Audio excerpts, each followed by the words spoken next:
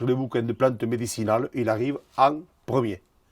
Il contient 5 antibiotiques et 7 antiseptiques.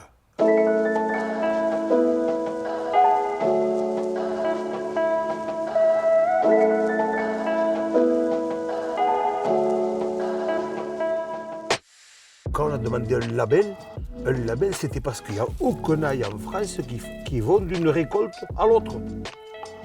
Il y a le goût, il y a la couleur, il y a surtout la conservation. Alors celle-là, à peine si elle est rose, parce qu'elle est toute fraîche, elle va devenir rose en séchant. Ah, on a l'ail qui va rester pendant au moins 15 jours, 3 semaines, et qui va, après, on va pouvoir le peler et faire des grappes. En tant que plante médicinale, l'ail, il n'existe pas de médicaments pour les cardiaques qui ne contiennent pas d'ail. C'est universel. Oui, alors ici, on a la chance d'être le pays de Cocagne, mais c'est pas pour rien. Alors, on a des terres qui sont relativement, on peut dire même bonnes. Et alors, comme on a des bonnes terres, on fait du blé, du tournesol, du soja et tout. Mais après, on se fait nos citrouilles, on fait nos pommes de terre, nos haricots. Nous, sur la table, on se dit, mais aujourd'hui, qu'est-ce qu'on a acheté? Rien, le sel.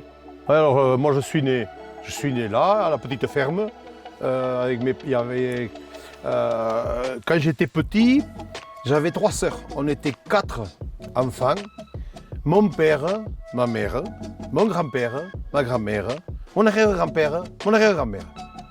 10 à table tous les jours. 10 hectares pour vivre et 10 à table tous les jours et on n'a jamais eu faim.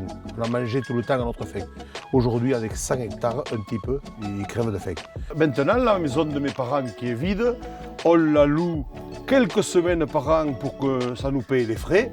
Mais les gens à qui on la loue, on leur dit s'il y a quelque chose qui ne vous plaît pas, dites-nous-le, on l'améliorera. Et ils nous disent non, laissez-la dans son jus, cette maison, elle est magnifique, il faut la laisser comme elle est.